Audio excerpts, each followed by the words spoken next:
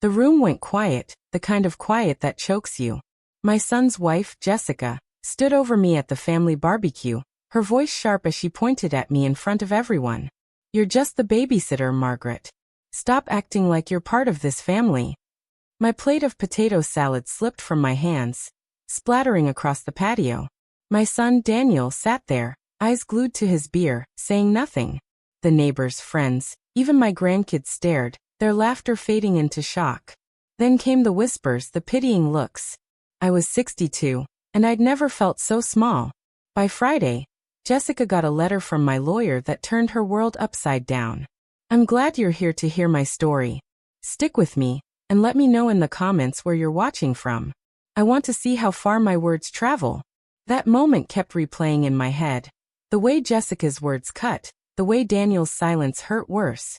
The barbecue was at their house, a big colonial I'd secretly bought for them years ago. I'd spent the morning helping with my grandkids, Lily and Ethan, setting up tables, smiling through Jessica's cold glances. I thought it'd be a happy day, my chance to feel close to my family again. I'd been so excited, wearing my favorite blue dress, the one my husband, Tom, loved before he passed away 6 years ago. I even brought a scrapbook of Daniel's childhood photos, hoping we'd share some memories. But the second I sat down, Jessica's mood shifted. She barely looked at me, scrolling her phone, snapping at the kids. Daniel was tense, checking his watch like he wanted to be anywhere else. Still, I tried to keep things light. "Lily's growing so fast," I said, smiling at my granddaughter. "She's got your eyes, Daniel." Jessica rolled her eyes.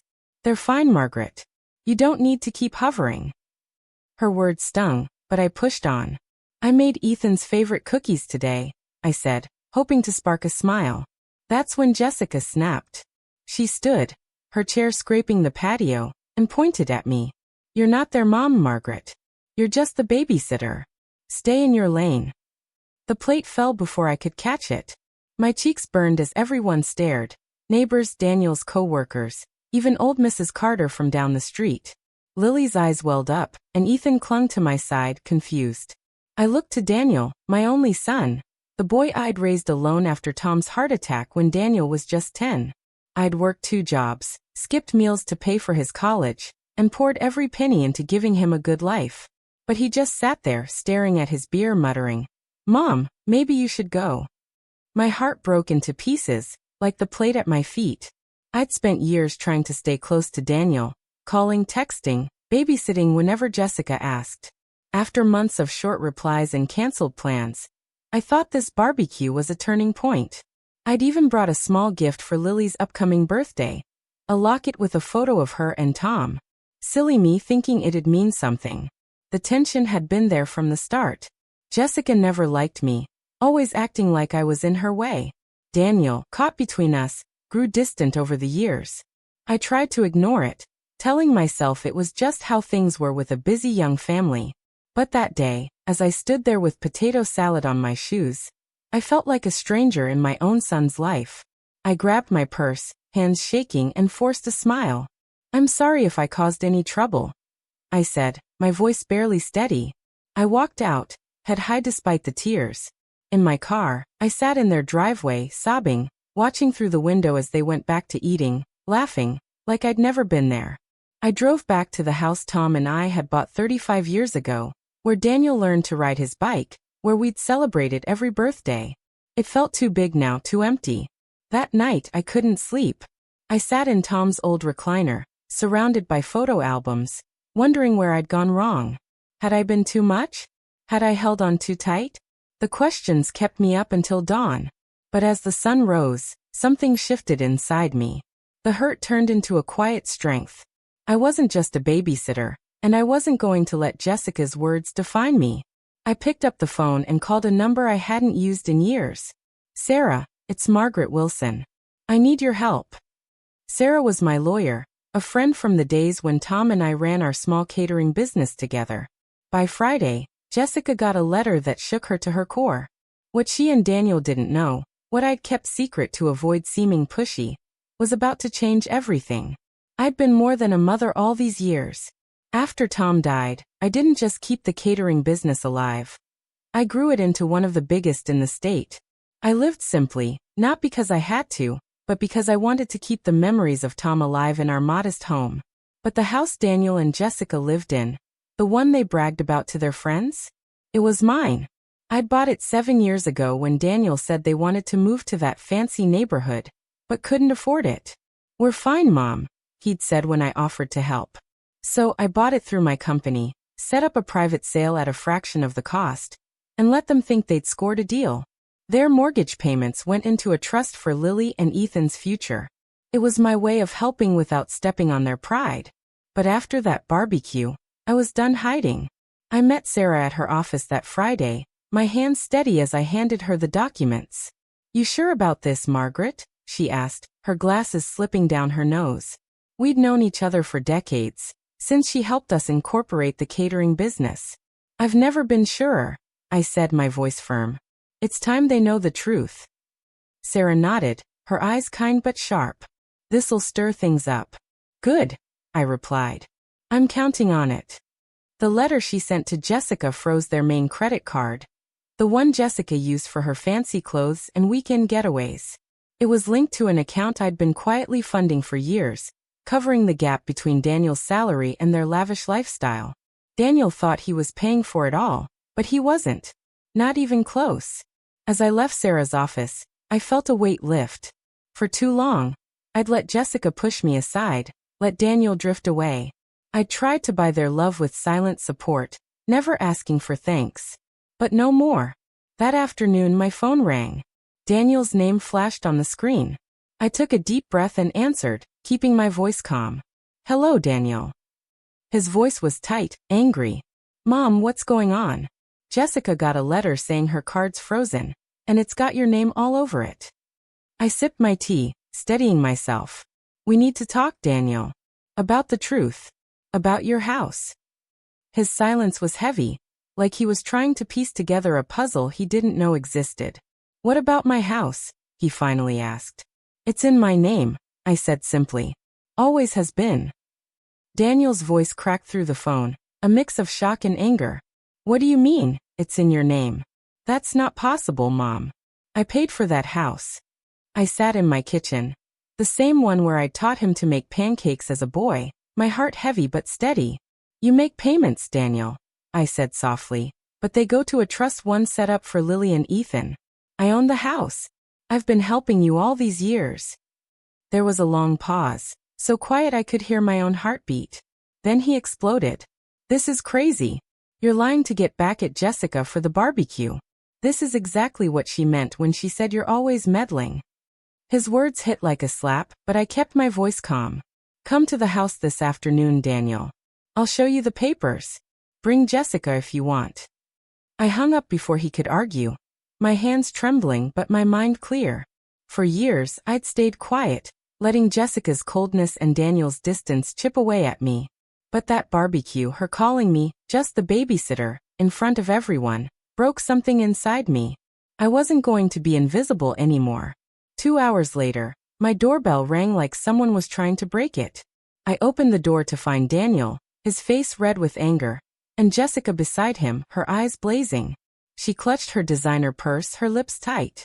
"What kind of sick trick is this, Margaret?" she snapped, stepping inside without waiting for an invitation. Daniel followed, his jaw clenched. "Prove it, Mom. Show me these so-called papers." I led them to the dining room, where I'd spread out the documents. Deeds, bank statements, trust agreements, all neatly organized. "Sit down," I said, my voice even. Jessica stayed standing, arms crossed. "I'm not here for tea and cookies," she said. "Just get to the point." I ignored her and handed Daniel the deed to their house, my name bold at the top. "This is the truth," I said. "I bought your house 7 years ago. You couldn't afford it, so I made it happen. The mortgage you pay? It's been going to your kid's future, not a bank." Daniel stared at the paper, his hands shaking. "This can't be right," he muttered, flipping through the pages. "We got a deal." The seller was desperate. I shook my head. There was no desperate seller. That was me through my company. Jessica laughed, sharp and bitter. "You expect us to believe you've been playing fairy godmother all this time? You're just a lonely old woman who can't let go of her son." Her words cut deep, bringing back memories of sleepless nights, wondering why my son pulled away after he married her. I'd spent years babysitting Lily and Ethan, picking them up from school, baking their birthday cakes, all while Jessica treated me like a servant. "I'm not lonely," I said, meeting her eyes. "And I'm not just a babysitter. I'm the reason you live the way you do." Daniel looked up, confusion clouding his face. "What's that supposed to mean?" I slid another document across the table, bank statements showing the money I'd funneled into their credit card account. "Your lifestyle, Daniel. The vacations, the fancy clothes, the private school for the kids. Your salary doesn't cover it. I've been filling the gap for years." Jessica's face paled, but she recovered fast. "You're making this up to control us. You've always hated me, Margaret. You can't stand that Daniel chose me." I took a deep breath, the pain of her words mixing with the hurt of Daniel's silence at the barbecue. "I don't hate you, Jessica. I wanted you to be family. But you've pushed me out, made me feel like nothing in my own son's life. And Daniel, you let it happen." He flinched, his eyes dropping to the table. "Mom, that's not fair," he said, his voice low. "Is it?" I asked, my voice breaking. "When Jessica called me just the babysitter in front of everyone, you didn't say a word. You let her humiliate me, Daniel. Your own mother." The room went quiet again, the weight of my words hanging between us. Jessica shifted, her confidence cracking.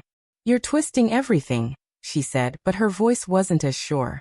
Daniel looked at her, then back at me, his face a storm of emotions.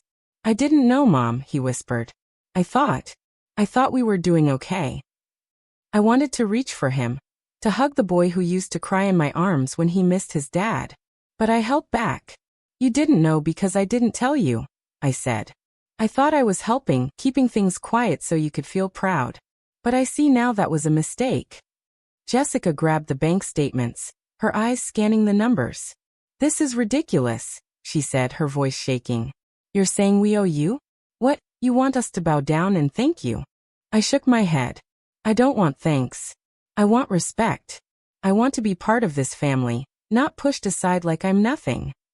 Daniel's eyes met mine, and for a moment, I saw the boy who used to trust me with everything.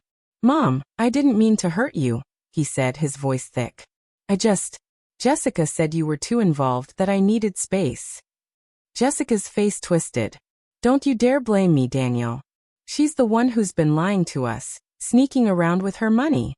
The argument escalated, their voices rising as they turned on each other. I sat back, watching the truth unravel them. Jessica accused Daniel of being weak, of letting me manipulate him. Daniel shot back, asking why she never told him how much she was spending. I felt a pang of guilt for causing this fight, but I also felt free. For years, I'd hidden my strength, my success, to keep the peace. I'd let Jessica belittle me, let Daniel drift away, all because I was afraid of losing him. But now, the truth was out, and there was no going back. "Enough," I said finally, my voice cutting through their shouting. They stopped staring at me. "This isn't about blame," I said. "This is about what happens next. I've been helping you live a life you couldn't afford, but that stops now. You need to figure out what you want, together or apart. But I'm done being invisible." Daniel ran a hand through his hair, looking lost. "What are you saying, Mom? You're taking the house." I shook my head. "I'm not taking anything yet. But things are going to change. You need to decide what kind of family we're going to be." Jessica stormed toward the door, her purse swinging. "This isn't over, Margaret. You can't just ruin our lives like this." Daniel hesitated, then followed her, pausing to look back at me. "I need time to think, Mom," he said, his voice heavy. I nodded, my heart aching but resolute. "Take all the time you need. I'll be here." As the door slammed behind them, I sat alone in the dining room, the papers still spread out like a map of my life. I thought of Tom, how he'd always said I was the strongest person he knew. I hadn't felt strong in years, not since I lost him, not since I let Jessica and Daniel push me to the edges of their world. But now something was shifting. I wasn't just a mother or a widow. I was Margaret Wilson, and I was ready to fight for my place in this family, no matter what it took. The house felt too quiet after Daniel and Jessica left, the echo of their slammed door lingering like a bad dream. I sat at the dining table, staring at the papers that had torn open the truth. My tea was cold, but I didn't care. My mind kept replaying Jessica's words at the barbecue. Just the babysitter. And Daniel's silence, cutting deeper each time. I wanted to call him, to beg him to see my side, but I stopped myself. I'd spent years chasing his approval, and it only pushed him further away. Instead, I picked up my phone and dialed someone else. "Ellen, it's Margaret," I said when my old friend answered. "Can we meet? I need to talk." Ellen, who'd worked with me and Tom at the catering business, had always been my rock. "Of course, Maggie," she said, her voice warm. "Cafe on Main Street, 1 hour." I hung up, feeling a flicker of hope. I needed someone to remind me who I was before I let Jessica's cruelty define me. At the cafe, Ellen was already there, her gray hair pulled back, her smile as kind as ever. I slid into the booth, and before I could speak, she reached for my hand.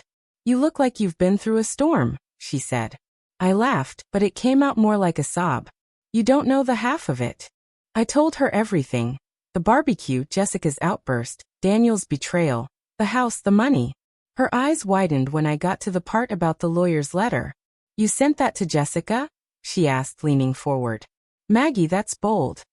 I shrugged, stirring my coffee. I was tired of being invisible. But now Daniel's mad, and Jessica's acting like I'm the villain. Ellen shook her head. "You've been carrying their weight for years, and they didn't even know.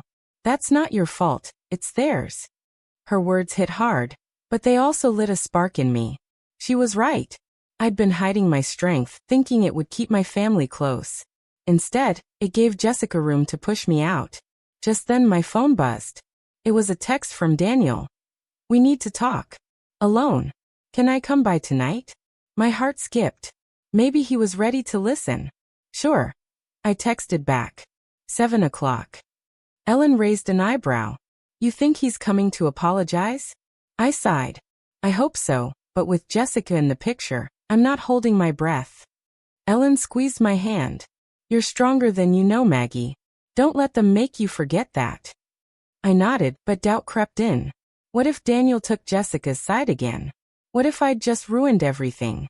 I pushed the thoughts away and drove home, my mind racing with what I'd say to him. At 7 sharp, Daniel knocked on my door. He looked tired, his eyes red like he hadn't slept. "Mom," he said, stepping inside. "We need to clear this up." I gestured to the couch, keeping my voice steady. "I'm listening." He sat, running his hands through his hair. "Jessica's freaking out about the credit card. She says you're trying to control us. But those papers, are they real?" I nodded, pulling out the deed again. "Every word. I bought your house, Daniel. I've been paying for half your life." His face crumpled. "Why didn't you tell me? All this time, I thought I was providing for my family." His voice broke, and for a moment, I saw the boy who'd cried when Tom died, scared he'd never be enough. "I didn't want you to feel small," I said softly. "I thought I was helping." He shook his head, his eyes wet. "You made me feel like a failure, Mom. Like I can't take care of my own kids." His words stung, worse than Jessica's. I leaned forward, my voice shaking. "Daniel, I gave up everything for you after your dad died. I worked nights, weekends, built the business from nothing. I did it so you could have a good life. And I kept helping because I love you." He looked away, his jaw tight. "Jessica says you're holding this over us to get your way. She's talking about moving out, taking the kids." My stomach dropped. "Taking the kids?" I asked, my voice barely a whisper. He nodded. "She says she doesn't feel safe with you controlling everything." I stood, anger flaring. "Safe? She's the one who humiliated me in front of everyone. And you let her." Daniel flinched. "I didn't know what to say, Mom. She was so mad, and I didn't want to make it worse." I stared at him, my heart breaking all over again. "You're my son, Daniel. You should have stood up for me." Before he could answer, the doorbell rang. I opened it to find Jessica. Her face twisted with rage. "You're poisoning him against me," she shouted, pushing past me. Daniel stood, startled. "Jess, I told you to wait at home." She ignored him, pointing at me. You think you can ruin our lives with your little lawyer tricks? I'm not letting you near my kids again. My hands shook, but I stood tall. They're my grandkids, Jessica. You don't get to decide that. She laughed, cold and sharp. Oh, I decide plenty. You're nothing to them. Just an old lady who buys their toys. Her words were like knives, each one cutting deeper. But then came the twist I didn't see coming. Daniel stepped between us, his voice low but firm. Stop it, Jess. That's my mom you're talking to. Jessica froze, her eyes wide. What did you say? Daniel turned to me, his face torn. I'm sorry, Mom. I should have said something at the barbecue. I was wrong. For a moment, I thought we'd turned a corner. But Jessica wasn't done. You're taking her side now, she yelled, tears in her eyes. After everything I've done for this family? She stormed toward the door, then spun back. You'll regret this, Margaret.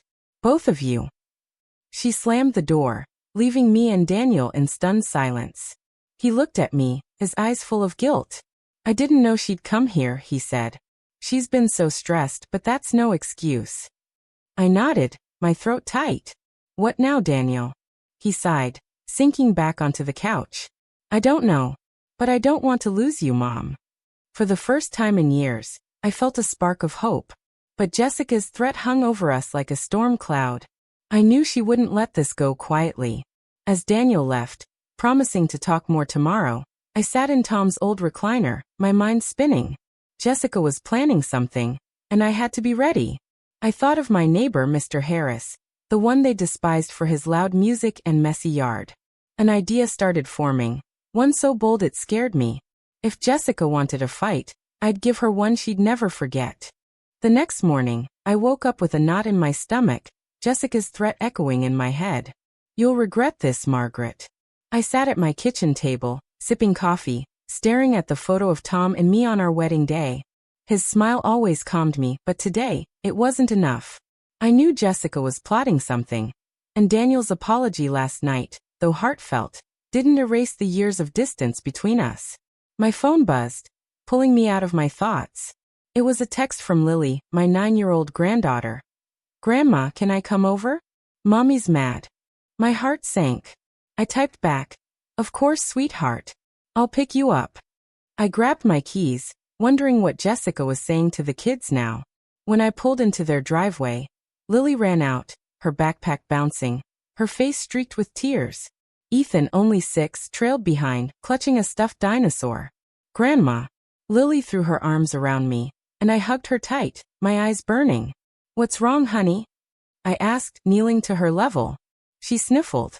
Mommy said you're trying to take our house. She was yelling at Daddy all night.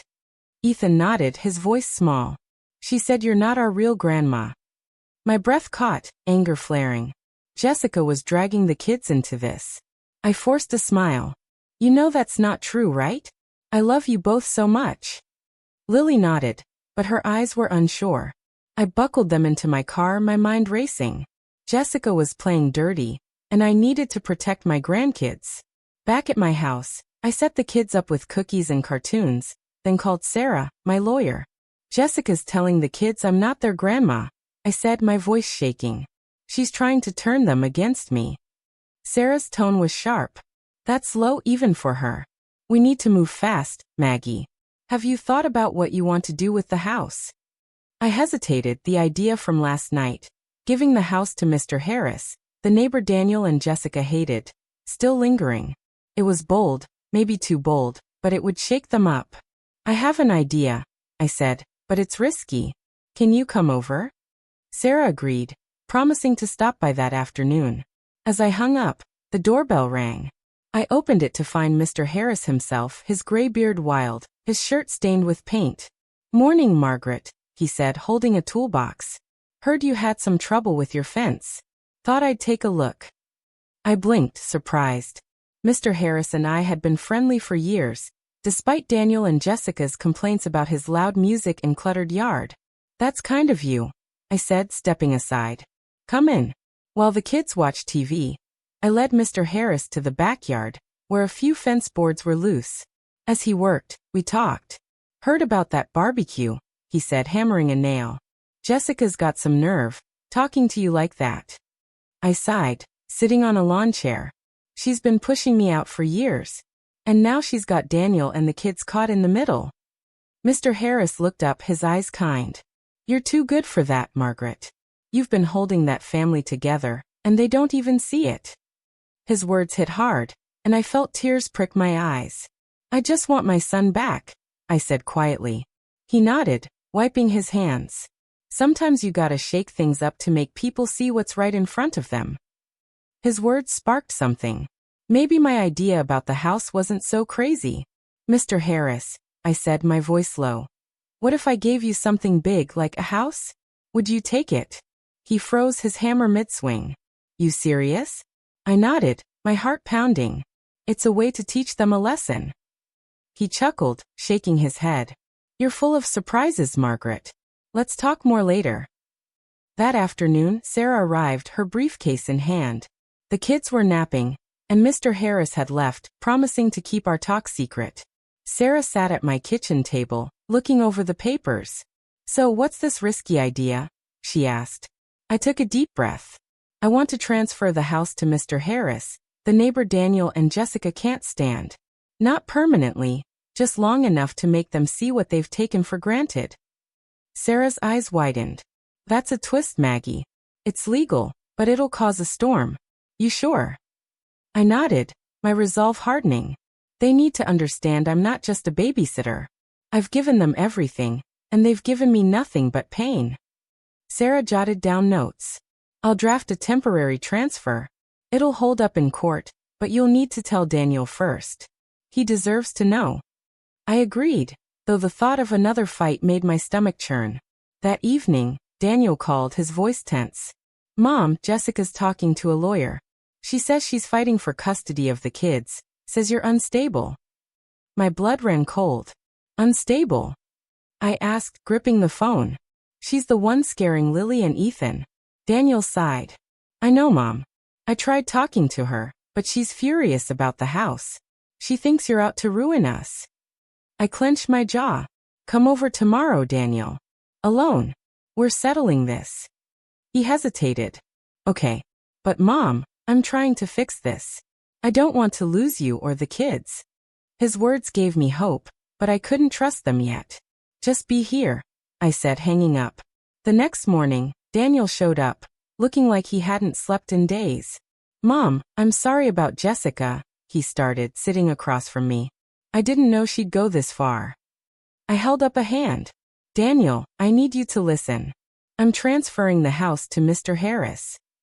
His jaw dropped. What? That guy? You know we can't stand him. I nodded, my voice steady. Exactly.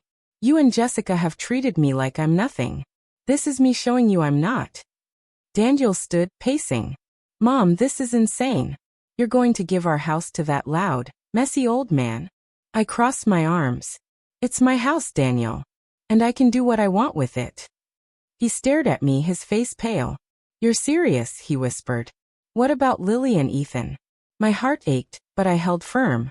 This is about teaching you both to respect me. I love those kids and I'll always be there for them. But I'm done being pushed around. Before he could respond, my phone rang. It was Jessica. I put it on speaker, Daniel's eyes widening. Margaret, you're not getting away with this, she shouted. I found a lawyer, and we're coming for everything. Your money, your business, everything. Daniel's face hardened. Just stop it, he said, his voice loud. You're making this worse. There was a pause, then Jessica's voice cold as ice. You're choosing her over me? Fine, Daniel. You'll see what happens when I'm done. The line went dead. Daniel looked at me, his eyes full of fear and guilt. Mom, what have I done? He asked, his voice breaking. I reached for his hand, my own heart torn. We'll figure it out, Daniel. But you need to decide who you're standing with. As he nodded, tears in his eyes, I felt a mix of hope and dread. Jessica's threat was real, and my plan with Mr. Harris was a gamble. But for the first time, I felt like I was fighting for myself, not just for my family. Daniel sat across from me, his hands clenched, his eyes searching mine for answers I wasn't sure I had. The silence after Jessica's call was heavy, like the air before a storm. Mom, I don't know how to fix this, he said, his voice low. Jessica's talking about lawyers, custody, everything. She's serious. I nodded, my heart pounding but my resolve firm. She's scared, Daniel. She's losing control and she knows it.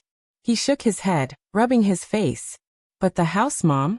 Giving it to Mr. Harris? It's too much. I leaned forward, my voice steady despite the ache in my chest. It's not about Mr. Harris. It's about you and John. I'm not trying to hurt you, I said. I'm trying to show you I'm more than what Jessica says I am. Daniel's eyes softened, but he still looked torn. I get it, Mom. I messed up. I should have stood up for you. But this feels like revenge. I sighed, the word cutting deep. It's not revenge, Daniel. It's respect. I've been invisible in your life, and I'm done with that. The doorbell rang, sharp and sudden, breaking the moment. I opened it to find Ellen, her face serious but her eyes warm. Maggie, you okay? She asked, stepping inside. I nodded, though my hands shook. Just trying to keep my family together. Daniel stood, awkward. Hi, Ellen. I'll give you two some space. He grabbed his jacket, but I stopped him. Stay, I said. This involves you. Ellen raised an eyebrow, setting her bag down. Sounds like I'm just in time for the fireworks. I led them to the living room, where the papers from yesterday still sat on the coffee table. Ellen, tell Daniel what we're planning, I said, sitting beside her. She nodded, her voice calm but firm. Your mom's transferring the house to Mr. Harris temporarily. It's a legal move to show you and Jessica the truth about her role in your lives. The house is hers, Daniel. Always has been. Daniel's jaw tightened. I know that now. But why him? That guy's been a pain for years, his music, his junkie yard. I crossed my arms. Exactly. You and Jessica look down on him, just like you've looked down on me. This makes you see me. Daniel paced, his voice rising. Mom, I said I'm sorry. I get it. I screwed up at the barbecue. But this is going to tear us apart. Ellen held up a hand. Daniel, your mom's been bankrolling your life. House credit cards, school fees. She's not tearing anything apart. She's showing you what she's worth. Daniel stopped, his eyes wet. I didn't know, okay? I thought I was handling things. I thought I was enough. His voice broke, and my heart twisted. I wanted to hug him, but I stayed still. You are enough, Daniel, I said softly. But you let Jessica push me out. You let her call me, just the babysitter, in front of everyone. He flinched, looking away. I was wrong, he whispered. I should have stopped her. Ellen leaned forward. Then show it, Daniel. Stand by your mom now. Or you might lose more than a house. Before he could answer, my phone rang again. It was Sarah, my lawyer. I put her on speaker. Maggie, we've got a problem, she said, her voice tight. Jessica's lawyer just contacted me. She's filing for full custody of Lily and Ethan, claiming you're a threat to their stability. Daniel's face went pale. A threat? That's insane. I felt like the air had been sucked out of the room. What kind of threat? I asked, my voice shaking. Sarah sighed. She's saying your financial control, and this house transfer prove you're manipulative. She's pushing hard, Maggie. She wants the kids and a chunk of your business. I gripped the armrest, anger boiling. She's turning my grandkids against me, I said. She told them I'm not their real grandma. Ellen's eyes narrowed. That's a low blow. She's desperate. Daniel's voice cracked. Mom, I didn't know she'd go this far. I thought she was just angry. I looked at him, my heart torn between love and hurt. You didn't stop her, Daniel. That's why we're here. Ellen stood, her voice sharp. Maggie, we need to counter this. Jessica's building a case, but it's weak. You've got the truth on your side. I nodded, my mind spinning. Then came the twist I hadn't expected. Sarah cleared her throat. There's more. Jessica's lawyer dug up an old document. A letter you wrote to Tom's sister years ago, saying you felt like you failed Daniel as a mom. They're using it to paint you as unfit. My stomach dropped. That letter was from my darkest days, right after Tom died, when I was drowning in grief and doubt. I'd poured my heart out, writing that I felt like a terrible mother, that Daniel deserved better. It was private, raw, Never meant for anyone else. How did she get that? I asked, my voice barely a whisper. Sarah hesitated. It was in Tom's sister's things. Jessica must have gone digging after the barbecue. Daniel's eyes widened. Aunt Linda? She gave Jessica that letter. I shook my head, tears stinging. Linda passed last year. Jessica probably got it from her estate. The betrayal hit like a wave. That letter was my lowest moment, and Jessica was twisting it to take my grandkids. Daniel grabbed my hand, his voice fierce. Mom, I know that letter's not who you are. You were an amazing mom. You still are. His words broke through my anger, and I squeezed his hand, tears falling. Thank you, Daniel, I said, my voice thick. But we need to fight this. Ellen nodded. Sarah, can we block her custody claim? Sarah's voice was steady. We can. Maggie's got no history of instability, and that letter's too old to hold up. But we need to move fast. Jessica's playing dirty. I looked at Daniel, my heart racing. I'm not losing Lily and Ethan, I said. And I'm not letting Jessica ruin me. He nodded, his eyes fierce. I'm with you, Mom. I'll talk to her tonight. I'll make her stop. But the doorbell rang again and my heart sank. It was Jessica, her face red, her voice loud before I even opened the door. You're not taking my kids, Margaret, she shouted, storming in. Daniel stood, blocking her path. Jess, enough. This has to stop. She laughed, bitter and sharp. You're on her side now? After she tried to give our house to that trashy neighbor? I stepped forward, my voice calm but firm. It's my house, Jessica. And I'm not the one hurting this family, you are. She froze, her eyes darting between me and Daniel. Then she dropped another bombshell. I've got proof you've been hiding money, Margaret. Offshore accounts, secret deals. My lawyer's ready to expose you. I stared, stunned. Offshore accounts? I'd never touched anything like that. You're lying, I said, my voice shaking. Jessica smirked. Am I? We'll see what the court says. Daniel grabbed her arm, his voice low. Jess, if you're making this up, you're done. She pulled away, her eyes cold. I'm not losing, Daniel. Not to her. She stormed out, leaving us in a tense silence. I looked at Daniel and Ellen, my heart pounding. Jessica's lies were escalating, and my plan with Mr. Harris suddenly felt like it wasn't enough. I needed to protect my family, and I needed to do it now. Jessica's words hung in the air like smoke, choking me with their venom. Offshore accounts? Secret deals? It was a lie, but a clever one, designed to make me look like a criminal. I stood in my living room, Daniel and Ellen staring at me, waiting for me to say something. My hands shook, but I forced myself to breathe. She's making it up, I said, my voice steady despite the fear clawing at me. I've never hidden money. Everything I've done has been for this family. Daniel nodded, his face grim. I believe you, Mom. But Jess, she's not backing down. What do we do? Ellen leaned forward, her eyes sharp. We hit back harder, Maggie. You've got the truth, use it. I nodded, my mind racing. Jessica's lies were dangerous, but I wasn't helpless. I'd built a business from nothing, raised a son alone, survived losing Tom. I could face this. I grabbed my phone and called Sarah. Jessica's claiming I've got offshore accounts, I said as soon as she answered. She's trying to paint me as a crook to take the kids. Sarah's voice was calm but urgent. That's a bold move, but it's shaky. She'd need proof, and if she's forging documents, that's a crime. Send me everything you have, bank records, business filings, anything tied to your money. I agreed, promising to email her everything by morning. Daniel watched me, his eyes full of worry. Mom, if she's lying, why is she so confident? I sat beside him, my voice soft. She's scared, Daniel. She knows the truth about the house, the money. She's lashing out to keep control. He shook his head, his voice breaking. I married her because I loved her. But now, I don't know who she is. My heart ached for him, but I didn't sugarcoat it. You need to see her for who she is now, not who you hoped she'd be. The next day, I met Sarah at her office, a small space filled with books and coffee cups. I handed her a box of records, every receipt, contract, and tax return from the catering business. This is my life's work, I said, my voice thick. Jessica's trying to twist it into something ugly. Sarah flipped through the papers, her glasses low on her nose.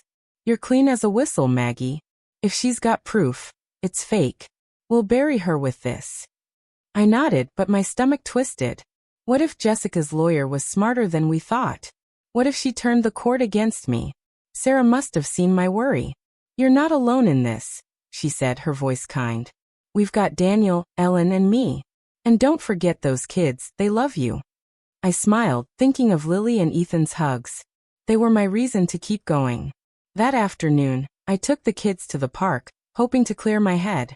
Lily pushed Ethan on the swing, her laughter mixing with the spring breeze. Grandma, are you sad? She asked, her big eyes searching mine. I knelt beside her, brushing her hair back. I'm okay, sweetheart. Just working through some grown-up stuff. She frowned. Mommy says you're making Daddy mad. Is that true? My chest tightened. No, honey. I'm just trying to make things fair. I love you and Ethan more than anything. She hugged me, her small arms grounding me. But as we walked back to the car, my phone buzzed with a voicemail from an unknown number. It was Jessica's lawyer, his voice smooth and cold. Mrs. Wilson, we have evidence of financial misconduct tied to your business. Drop the house transfer, or we'll take this to court and ensure you never see your grandchildren again. My blood ran cold. I played the message again, my hands shaking. This wasn't just a threat, it was war.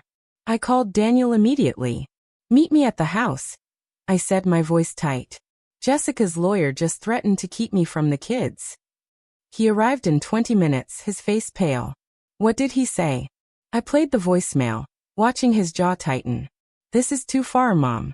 I'm done letting her do this. I nodded, my resolve hardening.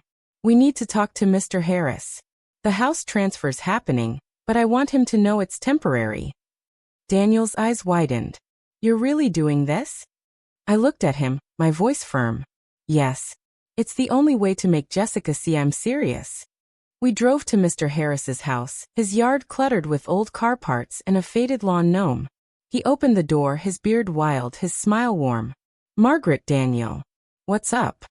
I explained the plan, transferring the house to him for a month, just to shake things up. It's not about you keeping it, I said. It's about teaching them a lesson. Mr. Harris chuckled. I'm in. Been a while since I stirred up some trouble. But then came the twist. As we talked, Daniel's phone rang. It was Jessica, her voice loud enough for us to hear. Daniel, get home now.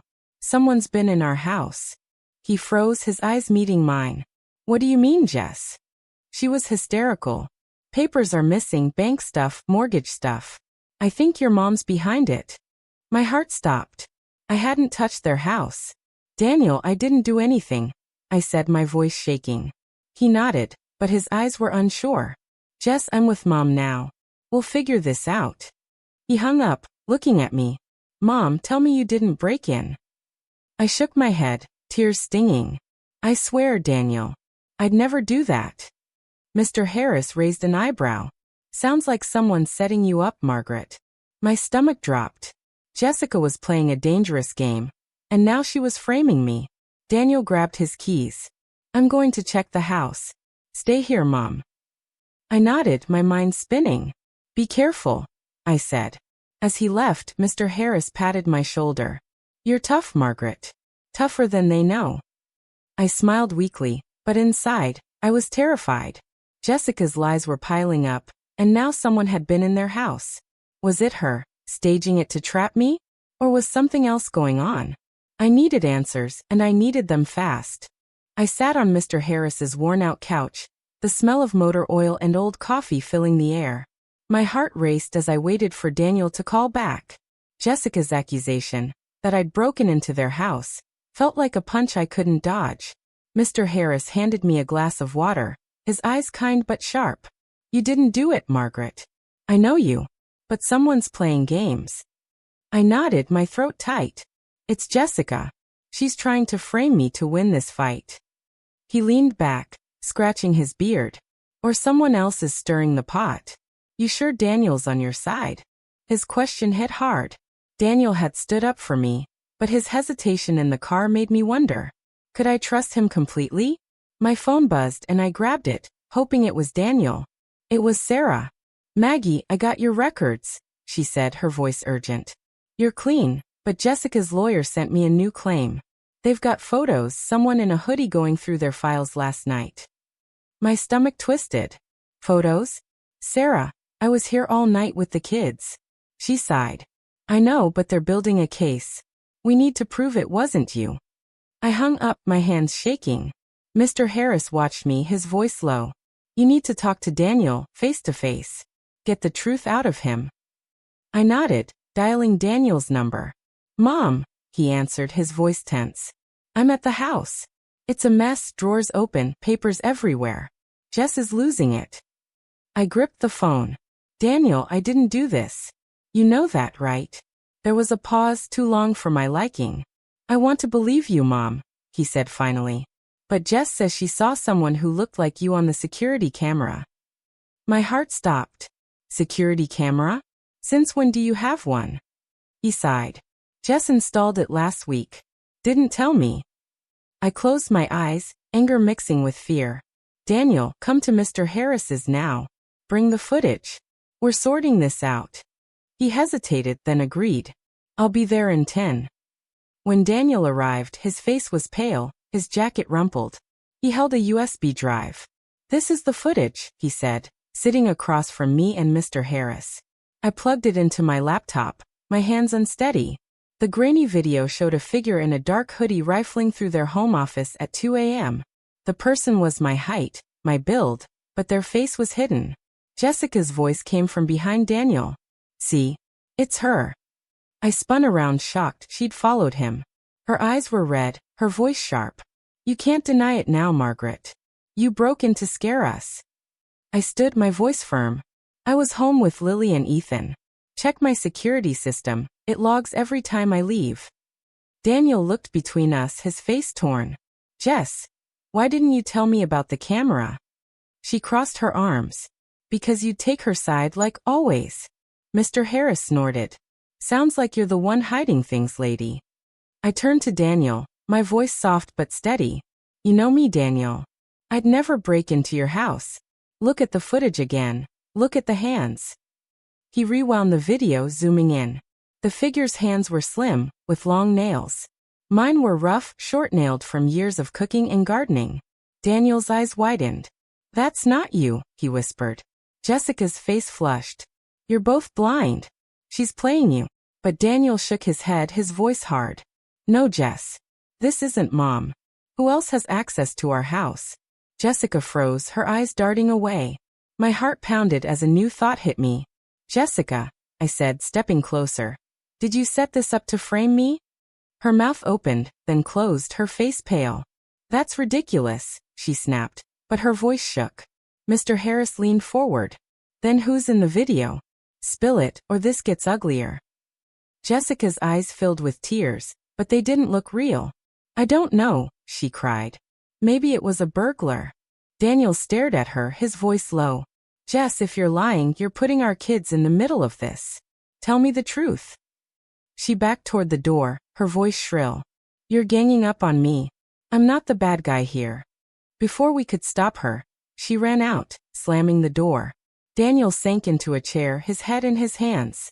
Mom, I don't know what to believe anymore. I sat beside him, my heart aching. Believe in me, Daniel. I've never lied to you. He nodded, his eyes wet. I do. But it's tearing us apart. Mr. Harris cleared his throat. Margaret, you still want to go through with the house transfer? I nodded, my resolve firm. Yes. It's time they face the truth. That evening, I called Sarah again. Jessica's claiming I broke in, I said. But the footage doesn't match me. Sarah's voice was calm. Good. Send me the video. If she's faking evidence, we'll turn it against her. I sent it, then sat with Daniel, who was quiet, staring at his phone. Mom, he said finally. I checked the camera's app. Jess watched the footage before she called me. She knew it wasn't you. My heart sank. Jessica wasn't just lying. She was manipulating everything. What are you going to do? I asked. He looked at me, his eyes hard. I'm confronting her tonight. This ends now. As he left, I felt a mix of hope and dread. Jessica was cornered, but cornered people fight dirty. I called Ellen, my voice shaking. Jessica's framing me. But Daniel's on my side. What if she takes the kids? Ellen's voice was fierce. She won't. You've got proof and you've got us. Tomorrow, we meet with Sarah and plan the next move. I hung up, my mind spinning. The house transfer was still my ace, but Jessica's lies were escalating. Then came another twist. My phone pinged with an email from an old employee, Carla, who'd worked at my catering business. Margaret, heard about your trouble. Jessica came by last month, asking about your finances. I didn't tell her anything, but she was fishing. My blood ran cold. Jessica had been planning this for weeks, maybe longer. I forwarded the email to Sarah, my hands steady despite the fear. Jessica was building a web of lies, but I was ready to cut through it. I just hoped Daniel would stand with me when the truth came out. The morning sun filtered through my kitchen curtains, but it did nothing to ease the storm inside me. Jessica's lies, offshore accounts, a staged break-in, turning my grandkids against me, had pushed me too far. I wasn't just fighting for respect anymore. I was fighting for my family, my name, everything I'd built. I sat at the table sipping coffee when Sarah called. "Maggie, the video's a goldmine," she said, her voice sharp with excitement. "The figures, nails and build don't match you. And we've got your home security logs showing you were there all night. Jessica's case is crumbling." I nodded, gripping the phone. "What about her custody claim?" Sarah's tone hardened. "She's got nothing solid. That old letter from you is emotional, not evidence. And Carla's email? It shows Jessica's been digging for dirt. We're countersuing for defamation." My heart raced. This was it, the start of taking back control. "Do it," I said. "And push the house transfer through. I want it done today." Sarah paused. "You sure about Mr. Harris? It's a big move." I took a deep breath. "I'm sure. It's time Jessica faces the consequences." I hung up and drove to Mr. Harris's house, the papers for the temporary house transfer tucked in my bag. He was in his garage, tinkering with an old radio, classic rock blaring. "Margaret," he said, wiping his hands, "you look ready for battle." I smiled, though my stomach churned. "I am. You still in for the house plan?" He grinned, his eyes twinkling. "Oh, I'm in. Let's give him a show." We sat at his cluttered kitchen table, and I explained the temporary transfer, his name on the deed for 30 days, just to shake Daniel and Jessica up. "I'll play along," he said, "but you know they'll lose it." I nodded. That's the point. They need to see what they've taken for granted. As we signed the papers, my phone buzzed. It was Daniel. "Mom, where are you?" "Jessica's at the house, freaking out. She got a letter from your lawyer about a countersuit." I kept my voice calm. "I'm with Mr. Harris. Come over, Daniel. You need to see this." He hesitated. "What's going on?" I didn't answer, just said, "Get here. Now." Daniel arrived 10 minutes later, his face a mix of worry and frustration. He froze when he saw Mr. Harris and the papers. "Mom, what's this?" he asked, his voice tight. I handed him the transfer document. "I'm putting the house in Mr. Harris's name for a month. It's still mine, but this is to show you and Jessica I'm done being pushed around." Daniel's eyes widened, his voice rising. "You're serious? You're giving our house to him?" Mr. Harris chuckled, leaning back. "Relax, kid. It's temporary. Your mom's making a point." Daniel shook his head, pacing. "Mom, this is too far. Jessica's already talking about leaving me, taking the kids. This'll make it worse." I stood, my voice firm. "Good. Let her leave. Maybe then you'll see who she really is." Daniel stopped, his eyes wet. "I'm trying to fix this, Mom. I stood up for you. Why isn't that enough?" My heart ached, but I held my ground. "Because you let her humiliate me for years, Daniel. You let her call me, just the babysitter, in front of everyone. This stops now." Before he could argue, my phone rang. It was Ellen, her voice urgent. "Maggie, get to the cafe. Jessica's here, telling everyone you're a crook, saying you stole from the business to control her and Daniel." My blood boiled. I looked at Daniel. "Come with me. You're going to see what she's doing." He nodded, his jaw tight. and we drove to the cafe, Mr. Harris tagging along for support. When we walked in, Jessica was at a table surrounded by neighbors, her voice loud. Margaret's been hiding money for years. She's trying to ruin us. The crowd murmured, eyes darting to me as I stepped forward. That's a lie, Jessica, I said, my voice cutting through the noise. She spun around, her face pale. You've got no proof, she snapped. I held up my phone, showing Carla's email. You've been digging into my business, trying to frame me. And that break-in? Those weren't my hands on the video. The crowd went quiet, and Jessica's eyes flickered with panic. Daniel stepped forward, his voice low but firm. Jess, stop. I saw the footage. It wasn't Mom. Jessica's face twisted, tears spilling, but they looked forced. You're all against me, she cried, pointing at Daniel. You're choosing her over your own wife. Daniel shook his head, his voice steady. I'm choosing the truth. You lied about the break-in, about Mom's money. What else are you lying about? The cafe was silent, every eye on us. Jessica grabbed her purse, her voice shrill. You'll regret this, both of you. She stormed out, leaving whispers in her wake. Ellen pulled me aside, her voice low. You've got her on the ropes, Maggie. Keep pushing. I nodded, my heart pounding. The house transfer was just the start. I looked at Daniel, who was staring at the door, his face torn. I'm sorry, Mom, he said quietly. I didn't see how bad it was. I touched his arm, my voice soft. You're seeing it now. That's what matters. But the real twist came that evening. Sarah called, her voice tense. Maggie, we traced the break-in footage. The hoodie figure? It's Jessica's cousin Rachel. She's got those long nails, and we found texts on Jessica's phone, pulled from a court order, where she asked Rachel to stage it. My jaw dropped. She set it up herself. Sarah confirmed it. Rachel's ready to testify to save herself. Jessica's case is falling apart. I hung up, my mind reeling. Jessica hadn't just lied. She'd orchestrated everything to frame me. I called Daniel, my voice shaking with anger. Your wife paid her cousin to break into your house and blame me. He was silent for a moment, then whispered, I'm done, Mom. I'm filing for divorce. My heart broke for him, but I felt a strange relief. Jessica's web was unraveling. And my revenge, the house transfer, the countersuit, was hitting her where it hurt. I looked out my window at Mr. Harris's house, where he was blasting music, probably grinning about our plan. For the first time in years, I felt powerful, like the woman Tom always said I was. But Jessica wasn't done fighting, and I knew her next move would be desperate. I had to be ready. Daniel's words, I'm filing for divorce, echoed in my mind as I sat in my living room, the weight of everything settling like dust.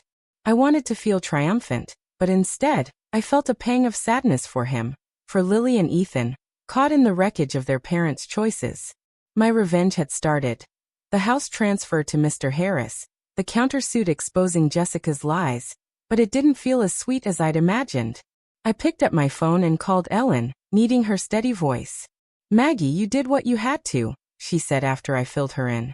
Jessica's been digging her own grave. What's next? I leaned back, staring at the ceiling. I need to make sure the kids are okay. And I need to face Jessica one last time. Ellen's voice was firm. You're strong enough for this. Just don't let her twist things again. I nodded, though she couldn't see me. I won't. The next morning, I drove to Daniel's house, my heart heavy but my resolve unshaken. Sarah had sent the house transfer papers to Jessica's lawyer, and I knew she'd be furious. When I pulled up, Daniel was outside, loading bags into his car. Mom, he said, his face tired but determined. I'm moving out. I can't stay with her after what she did. I hugged him, my throat tight. You're doing the right thing for you and the kids. He nodded, his eyes wet. Lily and Ethan are with Jess's mom for now. I'm going to fight for custody. I squeezed his arm. I'm with you every step. Before we could say more, Jessica's car screeched into the driveway. She stormed out, waving a copy of the transfer papers, her voice shaking with rage.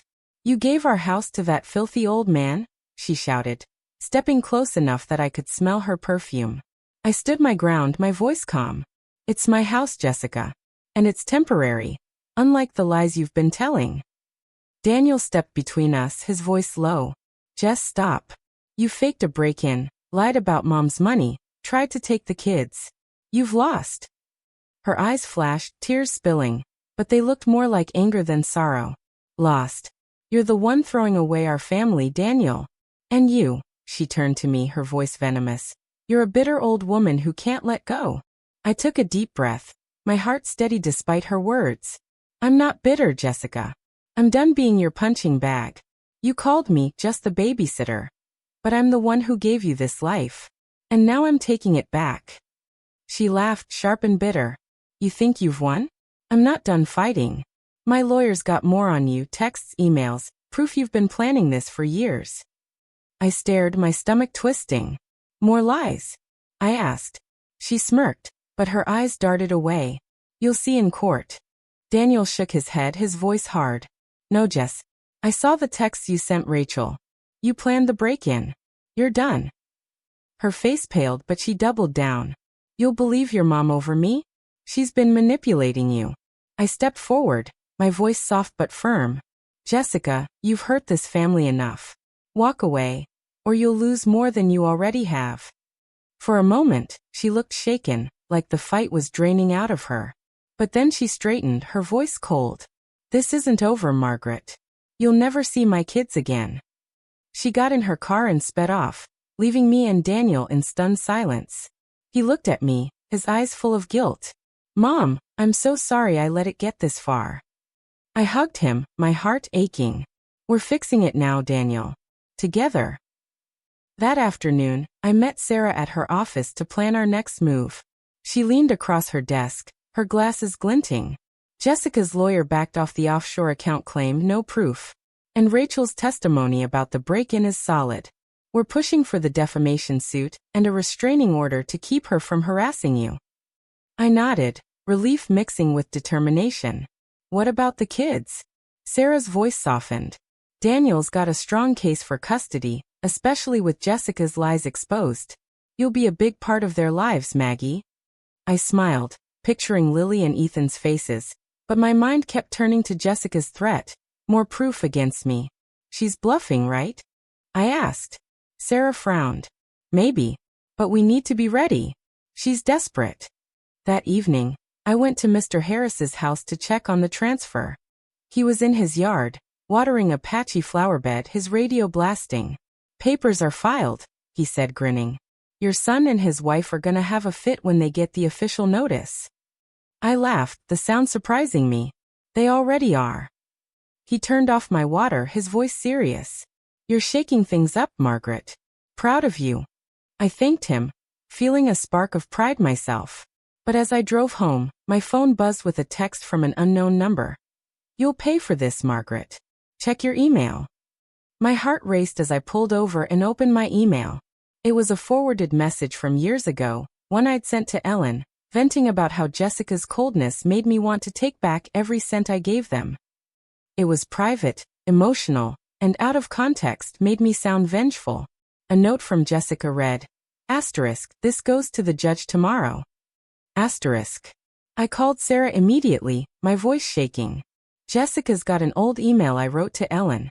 It's bad, but it's not what it looks like. Sarah's voice was calm. Send it to me. If she hacked your email or Ellen's, that's illegal. We'll nail her. I forwarded it, my hands trembling. Then I called Ellen, my voice tight. Did you share an email I sent you about Jessica years ago? Ellen gasped. No, Maggie. I'd never. My old laptop was stolen last year. Maybe that's how she got it. My blood ran cold. Jessica had been planning this longer than I thought, stealing pieces of my life to use against me. I hung up, my mind racing. The house transfer was hitting her hard, but she was fighting back with everything she had. I needed to stay one step ahead. I called Daniel, my voice firm. Jessica's got an old email trying to make me look bad. Tell your lawyer to be ready. He sounded exhausted but resolute. I'm on it, Mom. I'm not letting her win. As I hung up, I felt a fire inside me. Jessica had underestimated me, but I was Margaret Wilson, and I wasn't backing down. The revenge I'd started was just the beginning, and I was ready for whatever she threw next. The morning was crisp, The kind of spring day that felt like a fresh start. I stood in my kitchen, clutching a mug of tea. My heart steady despite the chaos of the past weeks. Jessica's latest move, the stolen email she planned to use against me, had shaken me, but I wasn't scared anymore. Her lies, from the fake break-in to the offshore account claims, had unraveled, and my countersuit was gaining ground. The house transfer to Mr. Harris had sent the message I needed. I was done being invisible. But today, everything would come to a head. Sarah had called last night, her voice calm but firm. "Maggie, the judge wants a hearing tomorrow. Jessica's pushing the email, but we've got proof it was stolen. Daniel's custody case is strong too. Be ready." I nodded to myself, setting the mug down. This was my chance to end this fight and show my family who I really was. Daniel arrived at my house early, his face worn but his eyes clear. "Mom, I'm sorry for everything," he said, sitting across from me. "I let Jessica blind me, but I see you now. You're the strongest person I know." His words warmed me, healing old wounds. I reached for his hand. "We're in this together, Daniel. Let's protect Lily and Ethan." He nodded, his voice firm. "I'm not letting Jess take them. And I'm done with her lies." Before we could say more, Sarah called, her voice urgent. "Maggie, Jessica's lawyer just dropped the custody claim. Rachel's testimony about the break-in and the stolen email spooked them. But she's still pushing the defamation case against you." I smiled, relief washing over me. "Let her try. We've got the truth." Sarah laughed softly. "That's my Maggie. See you in court." The courtroom was small, the air thick with tension. I sat beside Sarah, my back straight, wearing a simple navy dress that felt like armor. Daniel was next to me, his lawyer by his side. Jessica sat across the room, her face tight, her lawyer whispering nervously. The judge, a woman with sharp eyes, read through the papers, her voice clear. "Mrs. Johnson, your evidence against Jessica Wilson is circumstantial at best. The email you presented was obtained unlawfully, and the break-in allegations have been discredited. Do you have anything else?" Jessica's lawyer stammered, his face red. "Your Honor, my client believes Mrs. Wilson manipulated her family's finances." Sarah stood, her voice steady. "Your Honor, my client Margaret Wilson has been unfairly targeted campaign of defamation. We have proof the email was stolen, texts showing Jessica orchestrated a break-in, and witnesses confirming her false claims. We request dismissal of her claims, and a ruling on our counterclaim for defamation." The judge nodded, her eyes on Jessica. "Mrs. Johnson, you've wasted this court's time with fabricated evidence. I'm dismissing your claims and awarding Mrs. Wilson damages for defamation." Jessica gasped, her eyes wide, but the judge wasn't done. "Mrs. Johnson, I'm also issuing a restraining order. You are to have no contact with Mrs. Wilson outside of supervised custody arrangements." The gavel fell, and I let out a breath I didn't know I'd been holding. Daniel grabbed my hand, his eyes wet. "We did it, Mom," he whispered. I nodded, tears stinging my eyes. Across the room, Jessica sat frozen, her lawyer packing up in defeat. She looked at me, her eyes full of anger, but also something else, resignation. She'd lost and she knew it. As we left the courtroom, Sarah hugged me, her voice warm. "You fought like a lion, Maggie. I'm proud of you." I smiled, feeling lighter than I had in years. "Thank you, Sarah. For everything." Outside, Daniel turned to me, his voice soft. "Mom, I'm moving back in with you, just me and the kids. I want a fresh start." My heart swelled, and I hugged him tight. "You're always welcome, Daniel. Always." That afternoon, I went to Mr. Harris's house to reverse the transfer. He was in his yard, tinkering with a lawnmower, his grin wide. "Heard you won, Margaret," he said, wiping his hands. "Guess I'm losing my fancy new house." I laughed, handing him the papers. "You were a good sport, Mr. Harris." "Thank you." He waved it off, his voice gruff but kinda. "Your family, Margaret. You needed a push, and I'm glad I helped." As I left, I felt a spark of gratitude for him. He'd been more than a neighbor, he'd been my unexpected ally. A week later, I hosted a small gathering at my house. Daniel, Lily, Ethan, Ellen, and Sarah. The kids ran through the backyard, their laughter filling the air. Daniel sat beside me, watching them, his voice quiet. Mom, I'm sorry I didn't see how much you did for us. I'll never let anyone treat you like that again. I squeezed his hand, my voice soft. We're past that now. Just be there for your kids and for me. He nodded, his eyes bright. Ellen raised her glass, her voice warm. To Maggie, who showed us all what strength looks like. Everyone cheered, and I felt a warmth I hadn't known in years. That night, I sat in Tom's old recliner, a photo of us on the table beside me. I thought of Jessica's words at the barbecue, calling me just the babysitter. And how they'd sparked this fight. I'd been hurt, humiliated, but I'd found my voice. I'd learned to stand up. Not just for myself, but for the family I loved. The lesson was clear. Respect isn't given, it's earned, and sometimes you have to fight for it. I'd fought, and I'd won. Not with anger, but with truth. Lily and Ethan's laughter drifted from upstairs, and I smiled, knowing they'd grow up knowing their grandma was more than a babysitter. She was a woman who loved fiercely, who rebuilt her family from the ashes of betrayal. As I closed my eyes, I felt Tom's presence, his voice in my heart. You did good, Maggie. And for the first time in years, I believed him.